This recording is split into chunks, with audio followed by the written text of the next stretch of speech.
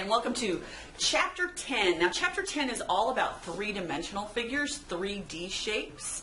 So we're going to take everything that we knew about polygons, all of the two-dimensional shapes, and we're going to put them together to make three-dimensional shapes. So we're going to start with the word polyhedron. Now, poly, again, still means many, and hedron means faces. So a polyhedron is a shape, a three-dimensional figure whose faces are all polygons. So you've got polygons, different shapes that make up your three-dimensional figure. Here's an example of one with all of the parts. And the line down one side, that's called an edge. And the place where three or more edges meet, that's called a vertex. And a vertex is always the spot where you've got a face here, and a face here. At least three edges are going to meet at a vertex. If it's only two edges, that's the edge. So you need the three faces. Now, all of the sides are called faces, but the one on the bottom, when you set it up correctly, the one on the bottom we call the base, and this is the bottom face, and we use this to name the polyhedron.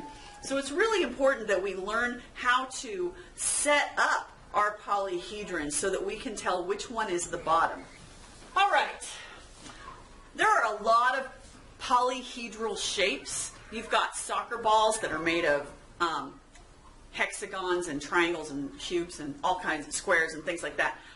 We're going to look at two basic ones. Because the ones that are shaped like spheres are a little bit too out of our league, and stars and things like that. We're going to look at it at two. Our first one is a prism. Now, a prism has a base on the top and the bottom. So the shape that's on the base, on the top and the bottom, are identical. And all of the sides are rectangles. So if I pulled this little guy out, I've got a triangle on the top and a triangle on the bottom, and all of the sides are rectangles. This is a prism. Now, we use this triangle base to name it. We're going to call this a triangular prism.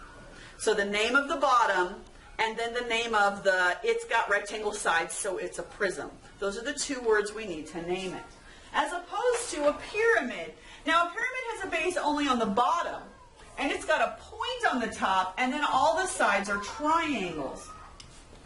So here we have a rectangular base. The base is a rectangle, but the top, here the base is a rectangle, mine's a square, and the top comes to a point. And all the sides are triangles. So we're going to call this a rectangular pyramid. Those are our two shapes. Shapes where the base either comes straight up or the base comes to a point. This one has rectangle sides, this one has triangle sides. These are the two shapes that we're going to be focusing on in this chapter. One of the important things to realize is sometimes you see these shapes sideways or upside down. And you need to be able to understand that for prisms, I mean, how often do you see this as a tent? Rectangle, rectangle, rectangle, and the sides are triangles. What I need you to realize is all the sides have to be triangles, and it has to come to a point. If it doesn't come to a point, it's not a pyramid. This is a prism sideways. Anytime you see a shape with a point, it could be sitting like this, it could be sitting like this. Anytime it comes to a point, it's a pyramid. And the shape that's across from the point is going to be your base, and that's how you're going to name it. Okay?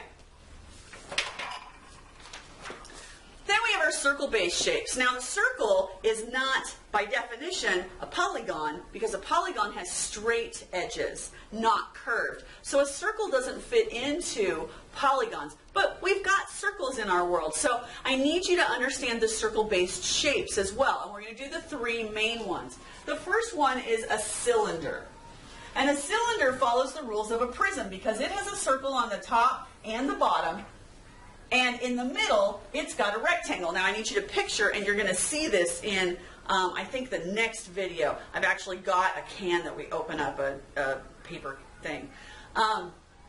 But you can see, if you can picture a can like a can of soup, and you cut down the side and you open that up, that's a rectangle.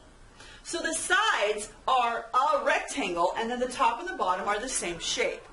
So this is what a cylinder looks like if you open it up and flatten it out. It's called a net. And we're going to be looking at nets of different shapes pretty soon. The cylinder pretty much follows the rules of the prism, and as we go through surface area and volume, I'll show you what all of those rules are. Then we have a cone, and the cone follows some of the rules of a pyramid. It's got a circle shape, and it comes to a point. And the sides are kind of a triangle, but you know. And I'll show you the rules of that when we look at pyramids.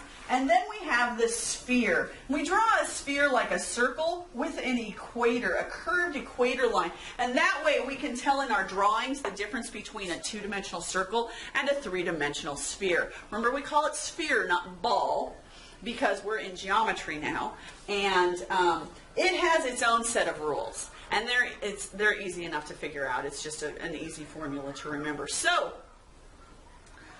that's it. This is all about naming shapes, recognizing shapes, manipulating shapes in your head so that you can work with them and know how to deal with them. Okay? So, here's your job. You're going to go through these and you're going to come up with the names of all of these shapes. Now, most of them have two words, unless they're circle-based. They have two words to title them. And the first word is always the name of the base shape. And the second